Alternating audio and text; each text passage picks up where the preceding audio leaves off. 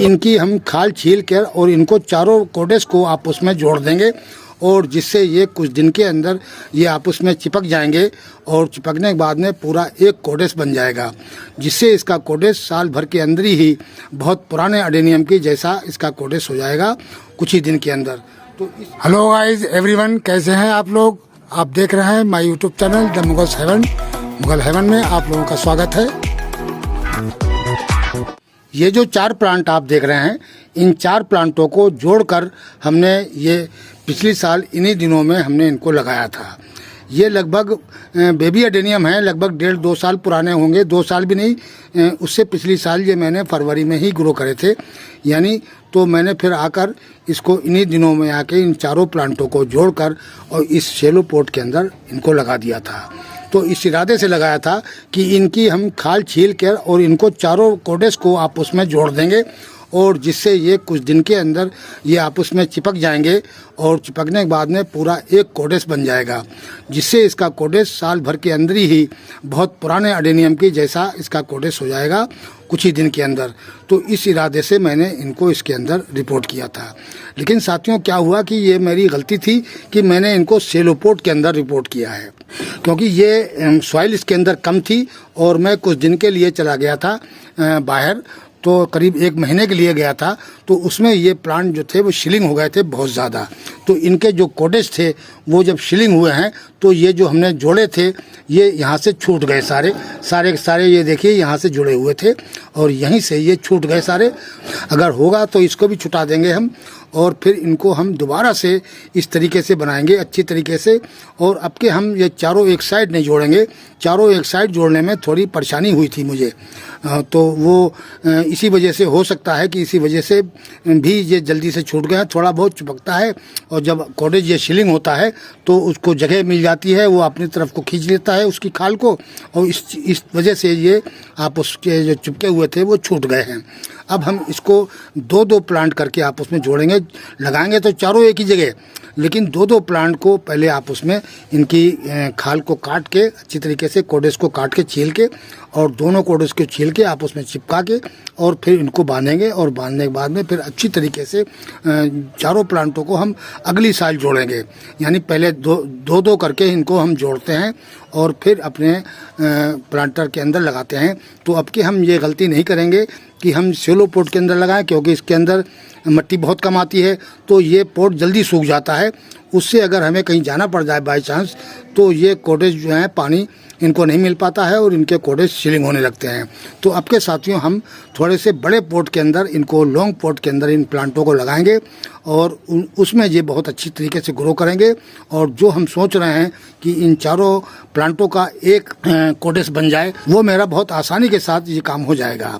तो चलते हैं साथियों, इनको हम पहले पोट से निकालेंगे और पोट से निकालने के बाद में हम इनके जो हैं रूट वगैरह चेक करेंगे। वैसे प्लांट बहुत अच्छे हैं और इस तरीके से ये बरसातों में लेगी हो गए थे और इधर उधर गिर रहे थे, तो इनको हमने इस तरीके से आप उसमें गूंथ दिया था एक दूसरे में। और ये इसके अंदर डोरमेंसी में भी ये नहीं गए प्लांट हैं, ये प्लांट डोरमेंसी में नहीं गए हैं और अच्छी अभी ग्रो भी करने लगे हैं दोबारा से भी ये। तो ये देखिए इसके नए नए लीव्स निकलने लगे हैं इस तरीके से ये। तो इनको इस पीरियड में ये ग्रोथ ये कर रहे हैं, तो इस पीरियड में हम इनको दोबारा से रिपोर्ट करेंगे और रिपोर्ट हम जिस तरीके से हम चाह रहे हैं इनको चारों कोडेस को आपस में जोड़ दें और उसके बाद में हम इनका एक कोडेस बना दें। तो पहले हम इनको इस प्लांट से निकालते हैं, फिर हम देखते हैं कि आगे की प्रक्रिया हमें ये क्या करनी है।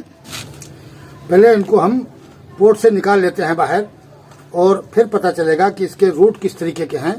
रूटों को चेक करने के बाद में फिर हम इनको देखते हैं कि ये किस तरीके से ग्रो कर रहे हैं। देखिए ये सारे नीचे रूट सारे इसमें बॉन्ड हो गए हैं और उस वजह से ये जो था पानी नहीं इनको पूरा मिलता था और ये बहुत जल्दी पोट सूख जाता था।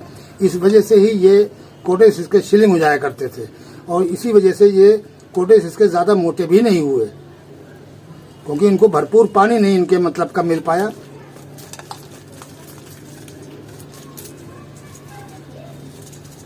ये देखिए सब ये अलग अलग हो गए हैं, तो अब हम इनको दोबारा से जोड़ेंगे।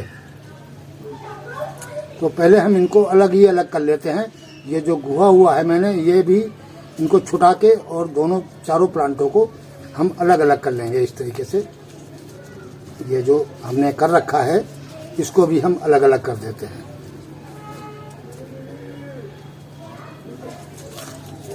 ये देखिए ऐसे।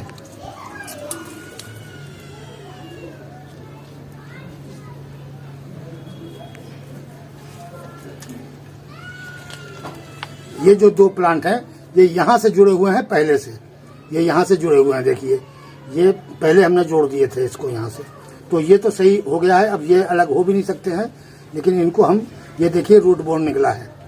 ये इसका फायदा है कि इस प्लांट को यहाँ से देखिए इस वाले पोर्ट से ऊपर को वो मिलने लगी है, तो इसका कोटेज जो है ये देखिए यहाँ से गल गया है। अब इसको हमें सबसे पहले निकालना पड़ेगा। ये फायदा होता है अडेनियम को पोर्ट से निकालने का कि जिससे ये पता चल जाता है कि कौन सा रूट हमारा ये देखिए गल गया है। अब इसकी हम पहले ट्रीटमेंट करेंगे, उसके बाद में हम क्या करना है कि इसको हम पहले बाद में करेंगे। और ये बाकी के एडेनियम जो हैं इनकी हम सफाई करने के बाद में देखिए इस तरीके से इनकी सफाई कर लेते हैं। और फिर हम लेते हैं ये पानी, ये मैंने लिया है आधा जग पानी लिया है। और इस पानी के अंदर हम ये देखिए साथियों हाइड्रोजन पेरोक्साइड, ये हाइड्रोजन पेरोक्साइड है और ये हम करीब 2 गांठ इस पानी के अंदर डालेंगे। ये देखिए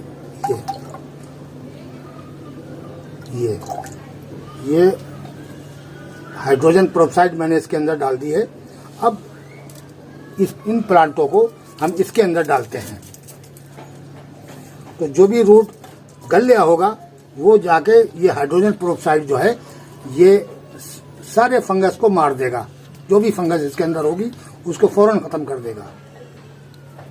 अगर कभी बाई चांस आपके पास फंगिसाइड नहीं है तो आप हाइड्रोजन पेरोक्साइड के अंदर भी एडेनियम को डिप कर सकते हैं और उससे भी एडेनियम जो है इसके जो अंदर तक का जितना भी इसमें जरासीम होंगे फंगस के वो सब के सब खत्म हो जाएंगे और बहुत फायदा करता है ये एडेनियम। क्या सारे प्लांटों में बहुत से लोग प्लांटों के अंदर भी इसको डालते हैं, यानी ग्रो करे हुए प्लांट में भी हाइड्रोजन पेरोक्साइड डाल सकते हैं। तो इसको तो नहीं डाल सकते हैं क्योंकि ये आपस में जुड़ा हुआ है। पहले इस रूट को हम निकाल लेते हैं और फिर उसके बाद में ही हम इसको डालेंगे पानी के अंदर।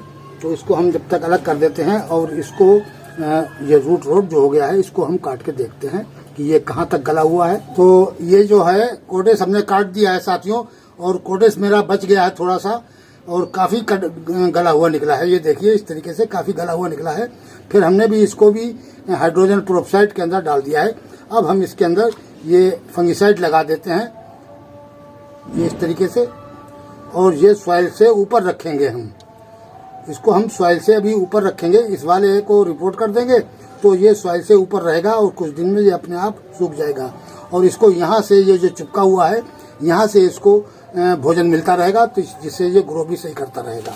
फिर देखते हैं बाद में हो सकता है कि इसको ऊपर ही ऊपर हम चिपका दें, यहाँ इस साइड में चिपका देंगे इस वाले कोडेस से, तो ये यहीं से चिपक के पूरा का पूरा ये कोडेस बन जाएगा इस तरीके से।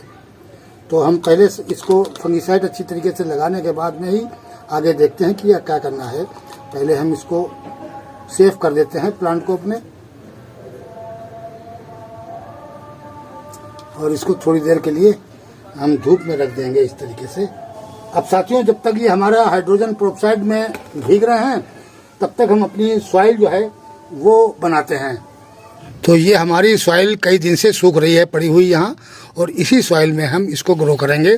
और इसके लिए ये हमने सेलेक्ट किया है पोट। तो इसको हमने देखिए ये कुछ तो ईंट के टुकड़े नीचे डाल दिए हैं और थोड़ा सा थर्माकोल डाल दिया है। अब इसमें हम थोड़े से डालेंगे साथियों ये मूंगफली के छिलके, ये थोड़े से ऊपर इसके डाल देंगे तो ये डिकम्पोज हो जाएंगे, तो ये फर्टिलाइज़र का भी काम करेंगे और प्लस इसके देने झोल को भी ये सही रखेंगे। इस वजह से हम इसको सूखे पत्ते न डाल के हम मूंगफली के छिलके नीचे डाल रहे हैं। इससे पानी इसके अंदर बिल्कुल नहीं ठहरेगा और ये काफ़ी हमने गहरा छोड़ा है इसके। ये देखिए कम से कम ये हमने 3 इंच के करीब इस मटेरियल से भर दिया है और बाकी के हम सॉइल भर देंगे तो बहुत ही अच्छे ये ग्रो करेंगे हमारे प्लांट के अंदर। तो चलते हैं अब पोटिंग मिक्स को तैयार कर लेते हैं कि क्या क्या मिक्सचर हम इसके अंदर मिलाएंगे। तो चलिए देखते हैं। तो साथियों ये सॉइल हमने इसके अंदर टब में भर ली है सारी, जो हमारी सूख रही थी पड़ी हुई। अब इसके अंदर हम ये मटेरियल मिलाएंगे। तो सबसे पहले ये धान की भूसी की जगह हम मिलाएंगे मूंगफली के छिलके, ये इसके अंदर हम ऐड कर देंगे। और सेंट की मात्रा इसमें बहुत है, ये बिल्कुल वेल्डेन है, बहुत से पहले से ही सेंट इसके अंदर काफ़ी मिली हुई है, क्योंकि ये एडेनियम की ही निकली हुई सॉइल है। और कुछ सॉइल हमारी अभी 2-3 दिन पहले बच गई थी, वो भी हमने इसी में ऐड कर दी। तो इसमें सेंट मिलाने की ज़रूरत नहीं है, बहुत ज़्यादा हो जाएगी फिर। तो ये बहुत अच्छी वेल्डेन पहले से हो रही है। तो ये मूंगफली के छिलके डाल दिए हैं। अब साथियों हम इसके अंदर ये डालेंगे वर्मी कंपोज। ये वर्मी कंपोज इसके अंदर डाल दिए, इतनी 2-3 चम्मच है ये, और इतनी कॉर्डन डाल देंगे ये। और 1 टीस्पून के करीब ये हम डालेंगे बोन मील इसके अंदर, और इतनी ही मात्रा में नीम की खली, ये देखिए ये। और फिर ऊपर से डालेंगे फंगिसाइड।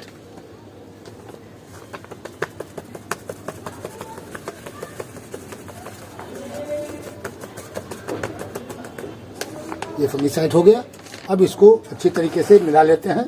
तो ये तो हमारा मिक्सचर तैयार हो गया है। अब इसको अच्छी तरीके से मिला के हम और फिर इस सॉइल के अंदर हम ऐड करेंगे। जब तक हम फिर अपने जो कोडेस हैं उनको छील के आप उसमें जोड़ देते हैं, तो वो जब जुड़ जाएंगे तो फिर हम इसको अपने प्लांटर के अंदर रिपोर्ट करेंगे। अब इन प्लांटों को, ये हमारे हाइड्रोजन पेरोक्साइड में भीग के काफ़ी देर हो गई है, इनको हम आप उसमें ग्राफ्ट कर देंगे एक दूसरे के अंदर। तो ये इस तरीके से हम ग्राफ्टिंग कर देंगे इसकी। ये जब ग्राफ्ट कर देंगे और इसको अच्छी तरीके से बांध देंगे, तो उसके बांधने के लिए मैंने ये साथियों ग्राफ्टिंग टेप लिया है और ये एक रस्सी ली है। तो इससे हम अच्छी तरीके से कस देंगे इसको, और इन दोनों को यहाँ से बिल्कुल सील करके और फिर हम इनको रिपोर्ट करेंगे। तो अब इसको हम अलग कर देते हैं, इसका काम खत्म हो जाता है, और फिर हम काम शुरू करते हैं अपने इन प्लांटों के ऊपर। तो सबसे पहले हम अपनी छुरी को सैनिटाइज करेंगे।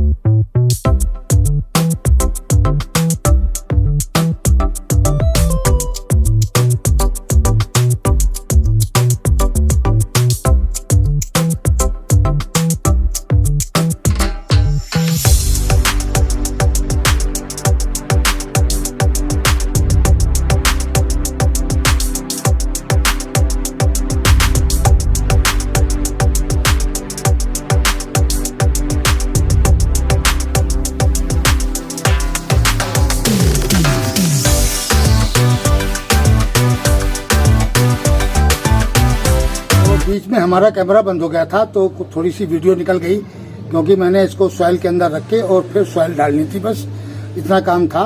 और ये दोनों इस तरीके से मैंने रिपोर्ट कर दिए हैं। और इसके अंदर मैंने वो जो हाइड्रोजन पेरोक्साइड का पानी था वो इसके अंदर हल्का सा पानी दे दिया, ताकि ऊपर की सॉइल जो है वो जम जाए। और ये अब जो ग्राफ्ट किए हैं मैंने, ये दोनों दो अलग अलग किए हैं, तो ये बहुत जल्दी सक्सेसफुल हो जाएंगे।